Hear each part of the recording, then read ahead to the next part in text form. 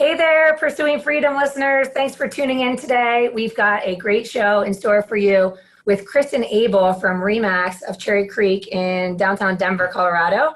And Kristen and I have been crossing paths for a while now, but really just starting to get to know each other in the last 20 minutes, actually. And she's got an awesome story, so I'm really excited to share it with you or have her share it.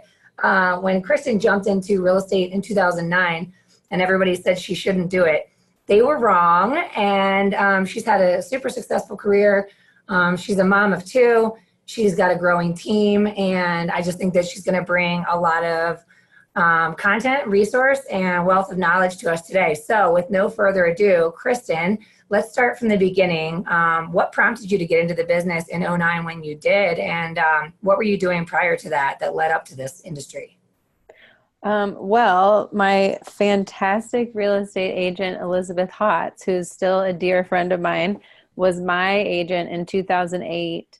And I'd kind of dabbled in various careers, like not longer than a year or two in each, like what am I going to be when I grow up? And I loved the home buying experience. And Liz was so good. And Tom and I loved her that I was like, well, I think I could really see myself doing that. I've always loved homes. I love people. Like, this seems like a natural fit. And so then I was asking friends and family, what do you think? Do you think I'd be good at this? And everyone's like, are you crazy? Did you know there's a recession going on? And I was like, well, I mean, what else am I going to do? So anyway, so that's kind of how it happened. I had a good experience in '08. And then my husband was the only one that was supportive of my decision in 2009. So that's kind of how it all came to be. So, and you're still married today, so that was a good thing. Yeah. Luckily, he's supportive of most of my decisions, and I try to do the same. But he actually left today. We just moved in this weekend, and he is currently at the, game of a lifetime, and on his way to the Cubs Stadium, Wrigley Field, for the Rockies game. Oh, wow. So, yes. Nice. But anyway, so side note. Yeah. A brand new house, so he can go drink beers and watch baseball. Nice. Yeah. So sorry, Tom, I just threw you under the bus. Oh man. Well, I'm sure that you'll make it up. He'll make it up when he gets back. And yes, by unpacking more boxes. Yeah. Yeah. Being married to anyone in this industry, I'm sure, is like a feat of nature. I'm always like thanking my husband for putting up with me and my insanity in this business, Well, exactly, which is why he's there. And I'm just like, okay, you go do your thing. Yeah.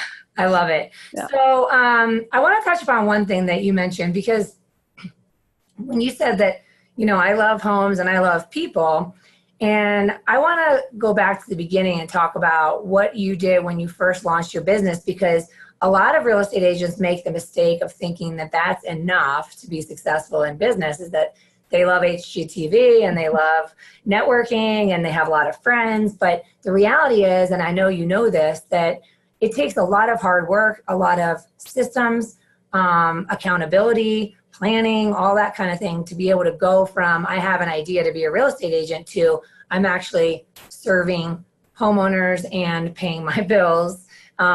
So what did that look like for you when you were brand new in the business? I mean, what kind of coaching did you receive in order to get going and get going in the right direction quickly? Well, I would do a lot of things differently. So I'll first start with what I did, and then I would probably give some recommendations to do it differently. So I kind of just winged it, honestly. At the beginning, I started with Keller Williams and went with them because they have a good training program and mentoring program. And that was a really good fit for me for my first year. And I just worked with like friends and families and referrals. My first year, I think I sold 10 houses, which I was really happy with. I was in my 20s, late 20s. And then I quickly decided that I wanted a different office and I wanted a different structure. So I went to ReMax, and ReMax is not known for helping new agents. So I had to figure a lot of it out on my own. But I didn't have all the systems in place. I just worked hard, like the first 5 years. I was just working my tail off, working too many hours, having no boundaries, all the things. So I didn't have a good plan in place, and that's how I would do the business. If I had to do it over again, of course I would do it differently. Yeah. Yeah. So my husband, though, truly has been a support the whole time. Now I have a team, so now I don't have to he doesn't have to listen to my ups and downs, which is kind of how it was at the beginning. But what were you going to say? Well, I think it's interesting because you got in '09 and you were winging it and basically just nose to the grindstone for 5 years. And if I'm doing the math correctly, you've been in the business for 9 years, and I know your son is going on 6. So my guess is something similar happened to you that happened to me, which was that it was fine to be a workaholic prior to parenting. And then, the baby came along. My son is a little bit older, but I remember, but I also got into the business 2 years prior. And I remember there being a point at which, when he was first born, I just literally put him in a sleigh and brought him along for the ride. But then when they get to that point that they're 2 years old and they really are vocalizing that they want mom or dad, then you start to realize that this is not sustainable to just think that 24/7 is an okay way to be in business. So what did you do to make changes and to establish boundaries when you realized that it wasn't sustainable? Yeah, well, that's been the hardest part for me in the business is the boundaries and setting aside personal time. So yes, absolutely, when I had a family, changed, of course, the way I looked at everything. I mean, there's no other option. So I still wanted to stay in the business, love the business, had grown a pretty good repeat and referral business. So I hired actually a client of mine who is amazing, and she is OCD, but I know I shouldn't call her that. The most detail-oriented checklist type of person. And she is she showed up at the inspection with a binder, and she'd color-coded each of our showings with notes in order of ranked them. She'd literally gone above and beyond of anyone had ever seen. She was more prepared at the inspection than I was.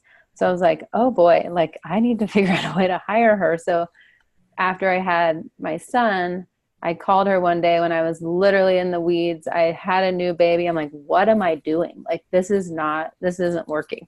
So I hired her. I still to this day share her with another agent, and that's worked out really well because I was too scared to hire someone full-time just for me. And of course, as everyone on your podcast says, the minute you hire help, then you have even more business. So then, that business doubles, and she's truly a lifesaver for me. She's our transaction coordinator. At the time, I hired her just as my assistant, but she always has worked from home. So then I still needed help, another 2 years when I'm about to quit because I just can't manage it all once again. Then that's when I hired a buyer's agent who was also a client and friend of mine. So that's kind of how that process went. I can't say that I planned those very well, but they've worked out great because they're just so good at their jobs, and they've helped us grow and not necessarily double our business every year, but some years we've doubled, some we've, done another 25%. So each time has just been a no-brainer, but it's difficult and a little scary when you're in the process. Yeah. I'm just smiling over here because when you were talking about your first hire, so I hired my nanny of 2.5 years, summer of 15. And she had been, for a period of the 2.5 years, she actually lived with us for a year. But I remember when it was time to send our little one to school and we didn't have a need for a full-time nanny anymore, just having this feeling of, you've been managing me for 2.5 years. It's till death do us part. I can't go on without you. You need to come and work with me in my business because her level of detail is so complementary to my lack of detail. Right. And the interesting thing is that I think that so many folks in our industry make the mistake of just pushing through being a one-man band indefinitely, regardless of their levels of success or their cycles of ups and downs, because, we force ourselves to be good at every aspect of the sales process. And the reality is that while I knew how to put together a perfect loan because it was my job and because I care about the client's experience, I became a perfectionist on guidelines and loan documents. But at the end of the day, it sucked the life out of me. Right. So the minute I could train somebody to take that transactional detail, it's kind of like a TC, and have somebody handle the file details from application to closing and make sure the deadlines are, monitored, and make sure the appraisal's in on time, and double check with, all those things, all those details. As soon as I relinquish those to someone I trust wholeheartedly, I had a rush of energy, and that energy then becomes magnetic, and you can grow the business when you're doing what you love. Right. So it sounds like you did it very organically, as did I. And I know that I personally have learned a lot and made a lot of mistakes in my own journey. So I'm just curious, having done it the way you did it, when you brought on your second hire, which was a buyer's agent, that was also a client of yours. Did that person have experience in the real estate industry, or was it a brand new? No, she actually, I called her one day when I was literally going to quit. Like, I can't do it anymore. Her father was a builder. Her brother is a builder. Her mother is currently still a real estate agent. So she knows the business in and out, but she'd never been an agent herself. And she'd always been in the oil and gas business.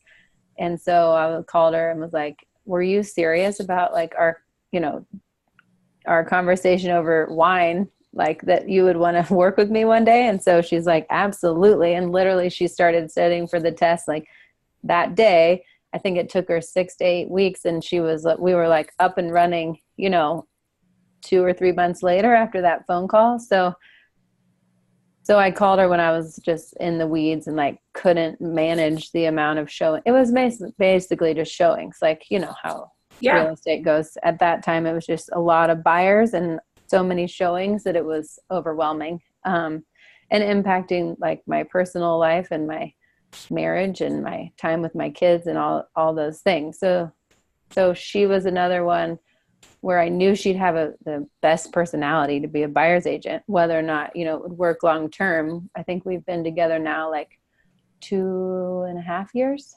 Yeah. So awesome. Now are you also coaching her on doing her own business development, lead generation, or is she strictly serving your database and your clients? Well, that's a work in progress.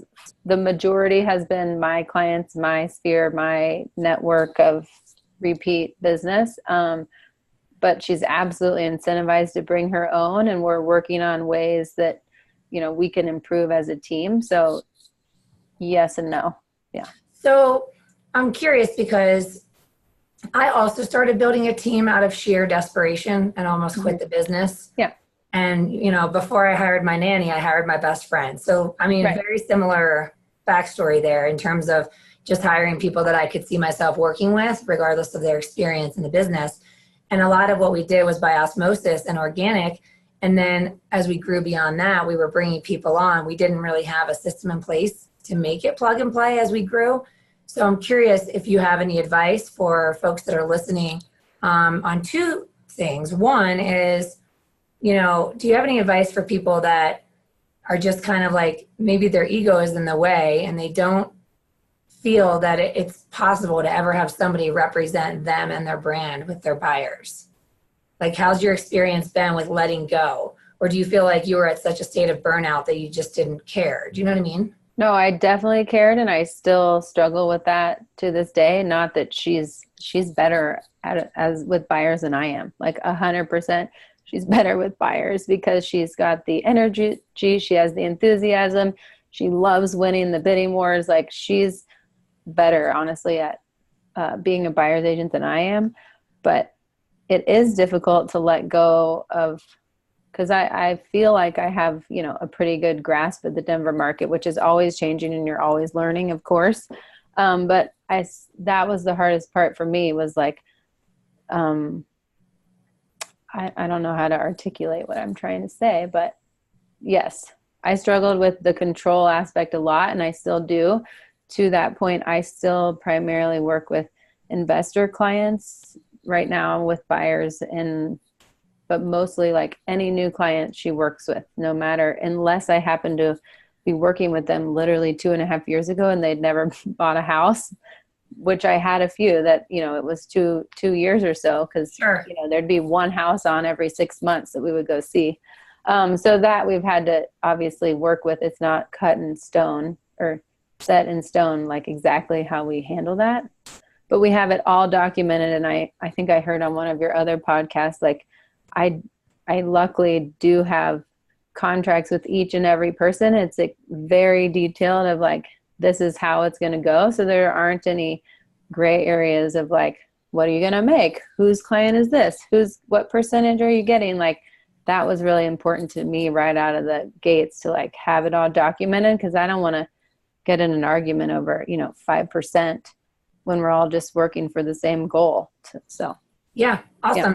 Well, we kind of jumped ahead right into like the recent years of building a team and all that. But I'm also kind of curious, because I know a lot of folks that are listening are trying to ramp up their volume. And so you mentioned early on about, the first year selling 10 homes, which I think is great and great first year. And that it was mostly, it was all friends and family. And then later that, you were able to establish repeat and referral business that continued to grow and sometimes double over time. So I'm curious, what were some of your marketing efforts back then? Like, what kind of lead generation systems do you use? Are there any technologies that you use that you can't live without?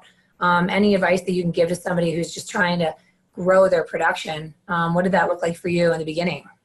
Well, in the beginning, I've always believed that you have to spend money to make money, which I still to this day believe so. I think, of course, I can learn to cut the fat here and there, but from the first day in the business in '09, I did print marketing to my sphere, and I've tried to grow my sphere. I haven't done a great job growing my sphere by adding all the time like I have, but I have done an okay job of it. But I literally have been marketing to the same people from print and newsletter marketing since '09, unless they've unsubscribed from my newsletter.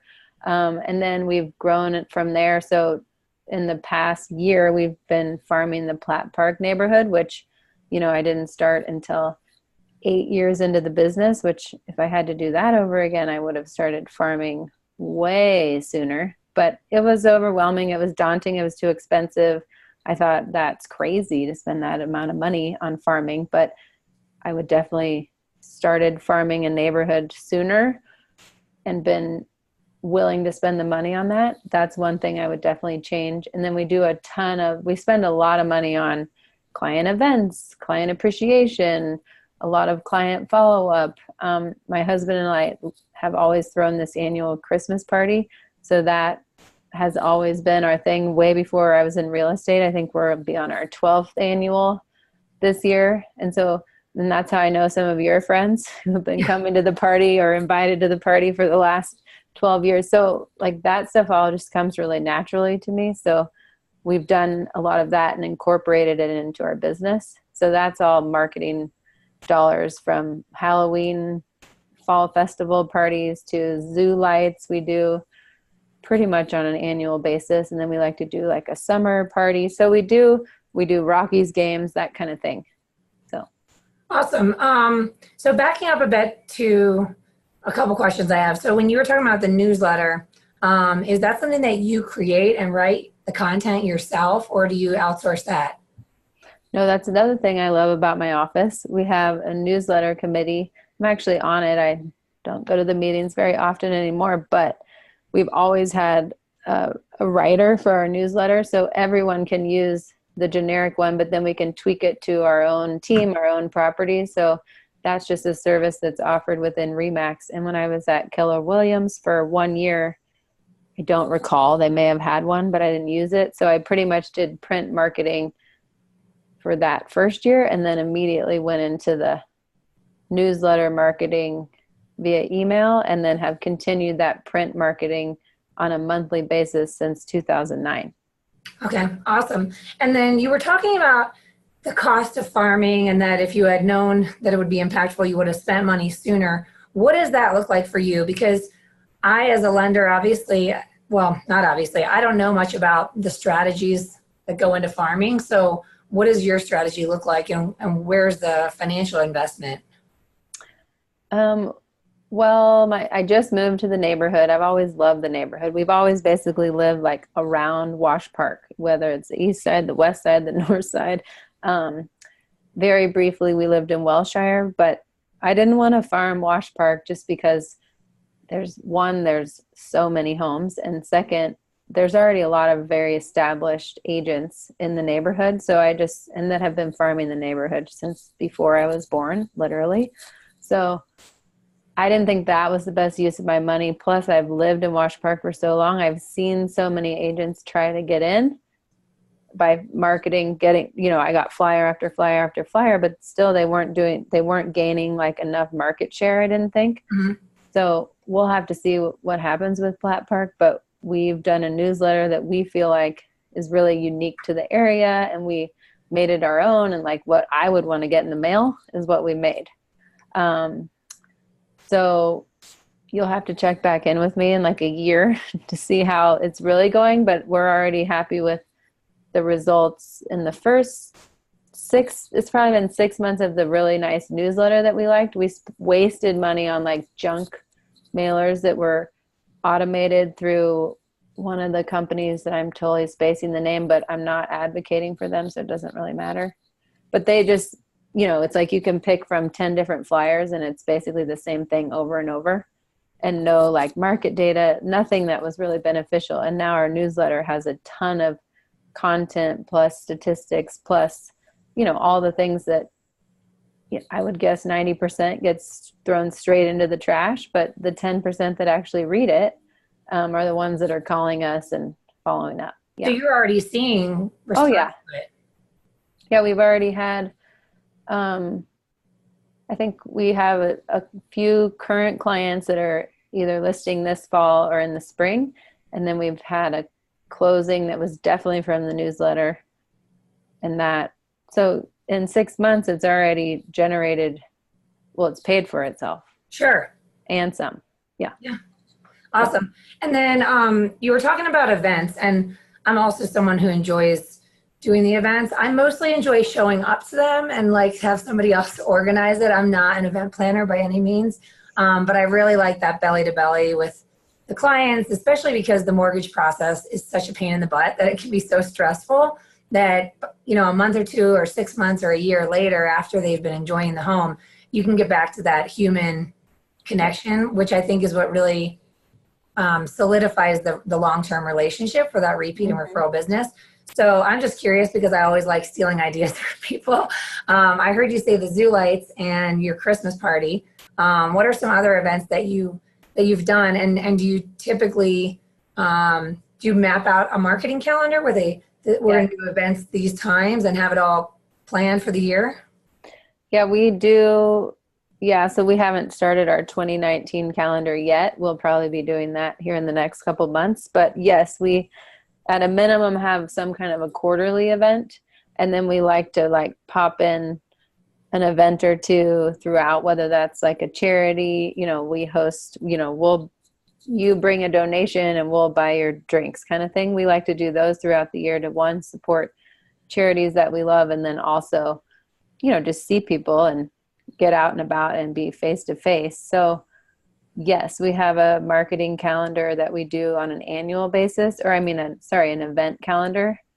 And then along the way, if there's something that comes up, that we want to support, then we'll just do it. Yeah. Cool. And then, how many people are you inviting to these events at this point? Do you allow your database to grow without limit, or do you kind of keep it to your core A's and B's or whatever you want to call it? Well, that's the only thing that we do struggle with. So just because obviously business grows, and so to our zoo lights, we truly try to invite each and every past client, but we can't invite like all of our family and friends. It's just too crazy. Zoo lights gets $2 or $3 more expensive every single year. So, which in the course of 8 years is quite a bit more than when I started doing it. So, that we try to invite every single year. And then we've done others where like if they have kids, then we'll invite them to one that's very family friendly. Or if it's more like you don't have kids, why would you want to go to some event to watch kids like carve pumpkins? then we would invite them to something that would be more up their alley, like the Rockies game or something, Sure. where we rented out space on the rooftop for the Rockies. I never even went to my seat because it was way more fun up at the bar than going to the seat, in my opinion. Yes. Yes. So we try to invite people to things that we think they'll actually have a good time at, rather than just, inviting everybody to every event. So we're much more intentional with that. Yeah. Okay. So that's interesting. So, what CRM do you use? Do you have a CRM? Yes, we use Follow Up Boss, but before that we used Realty Juggler, and we did not do a good job with Realty Juggler. Like, we just never used all of the functionality. Sure. And Follow Up Boss, we do an okay job. We tried Contactually. That was overwhelming for me because it like pulled too much in. So I didn't love Contactually, but I'm sure if I would have figured out a way to not pull in so many people, like it literally pulls from your email, everyone. And it's like, I don't need all these other people. I just want like clients and potential clients. No, I mean, I think a lot of us struggle with this. So we finally developed a CRM that is, CRM for life, and it's mortgage specific. It's called Jumbo, and it's an app associated with Salesforce, and it has limitless potential for functionality, like you said, but we probably only scratched the surface, but it works for us. But previously, I felt like I had this Excel spreadsheet from 2009 sorted and color-coded with the people that had used me more than once and referred me more than once, my A's and then my B's, my C's. And I used to like literally pull up the Excel spreadsheet for motivation or inspiration on who to call. And then the next thing I know, it's like I have everything living in our loan software where I can create a report from that. And then I can also go back to like this other CRM that I had online. And I find that it was so disorganized that it made it overwhelming to try to run an event where, for example, you target parents or you target, people that want to go to a baseball game. So when you guys go to launch an event, how do you announce it? Like, how do you use Evite? Do you have everything living in inside of Evite, or do you do like a mail invite and then phone calls, or what do you do? Well, again, we kind of change per event, but typically if everyone gets invited, then it would go in our newsletter and we would send out a actual mailing, like in the mail. But if we don't think that everyone would have a good time, or it's just, it's going to cost too much, then we're more intentional. And we usually make, here in our office, we have a great like marketing department where we can just tell them what we want. And then we can put that embedded in an email, or we can even send it as text, or, so those are the three main ways. We haven't done a lot of Evites for client events yet. Maybe we will, but we haven't. Yeah. I was more curious just because sometimes I feel like the act of organizing the data is one of the most overwhelming parts of the process. Like doing the event, scheduling it, going to it, doing follow-up, all that is easy. But like you go to launch the event and you realize you've got data everywhere. So having it all living in one place is helpful. Yeah. So yes, we have it in like Google Sheets as well as Follow Up Boss. So we kind of use both as our way to invite people to various events. But I will say that's a good segue into how I then hired an operations manager, because she does all of that kind of stuff. Like she's kind of naturally getting into the listing side of things more, which is what she loves. And she loves marketing and stats and all the things that are so important for listings. But she like handles the events. Like Sarah and I kind of show up at the events, and Amanda like gets us all there, and she's amazing. Yeah. That's awesome. Yeah. So how, I was just talking with somebody recently who's just this year started building a team. She actually partnered with another agent, and now they're debating whether their next hire is a buyer's agent or an assistant. And sounds like you went with assistant who became TC, then buyer's agent, then ops manager. I'm just curious if you received coaching or mentoring, like how did you make the decision on who was the most important next hire? Because my coach always says your next hire is more important than your next closing, because your next hire can be your next 100 closings. Yes. And I think there's a lot of wisdom in that. And I unfortunately didn't know how to make a team, grow a team. I just knew I couldn't keep doing it by myself at the level that I was doing it, and, by burning out basically. So I hired Tom Ferry, but he's not actually my coach, but a coach within the organization.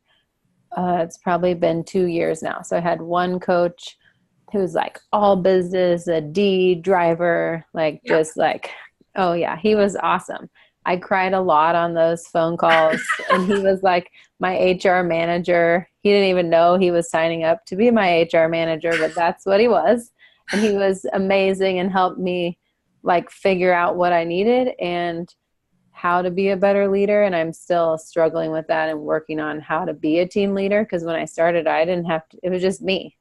I know how to manage me just fine. Well, yeah. Yes and no. Sort of, right? No. Yeah. Yeah. And then, so he helped me like tremendously. So basically I had already hired Sarah, but I just hired her because I was like, couldn't do it anymore. And so he helped me kind of develop, and then he helped me develop, well, hey, I think you're at the point where either you need another buyer's agent or you need an operations manager.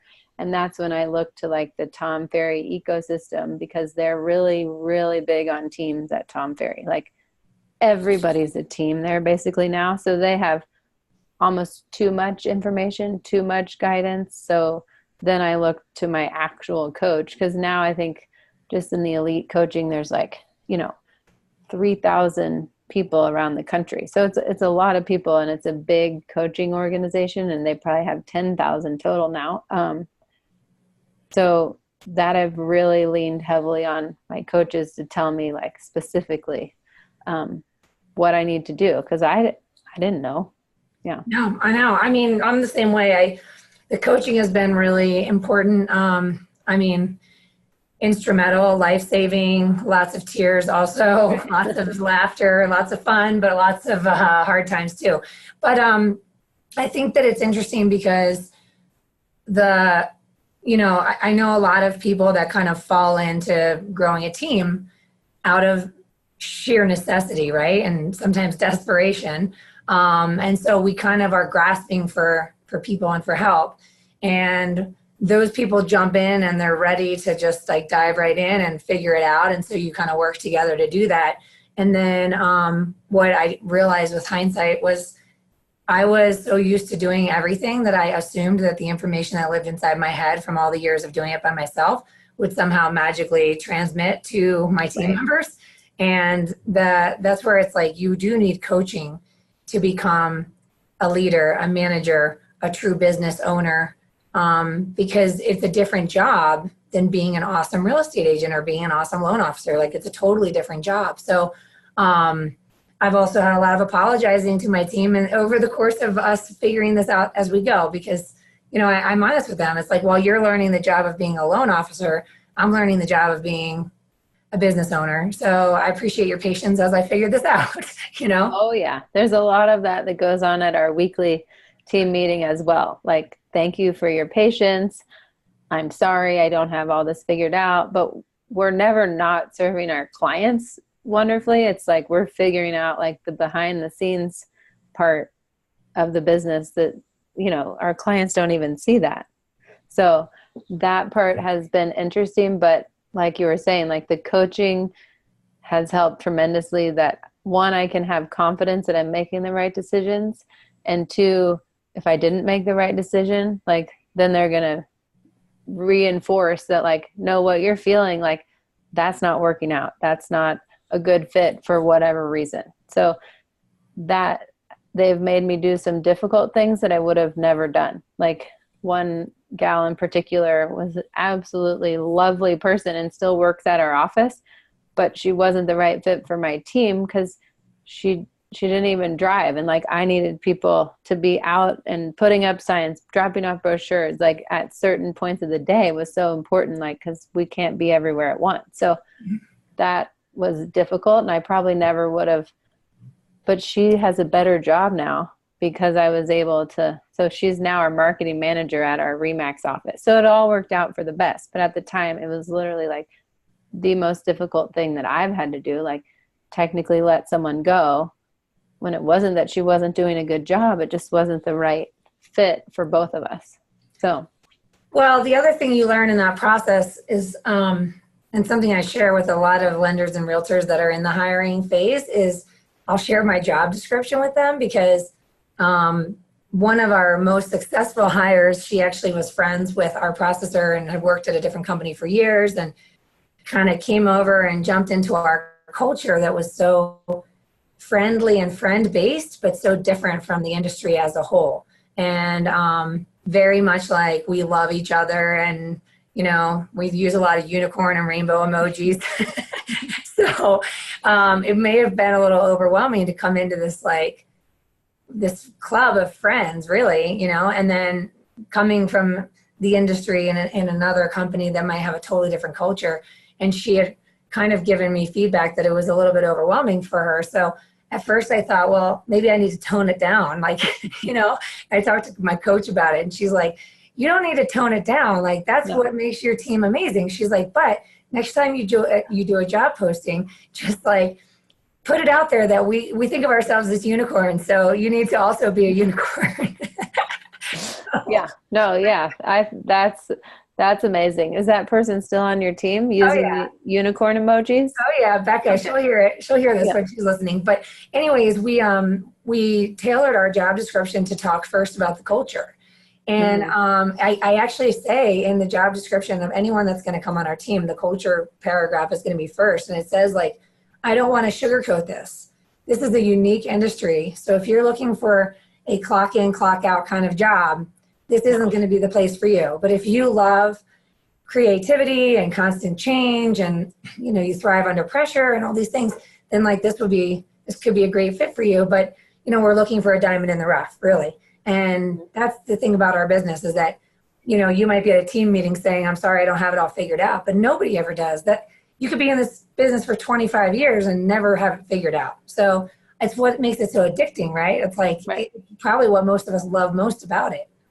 Oh, 100%. I think that is why, well, you have to be just a touch crazy to be in this business, obviously, at least successful in this business.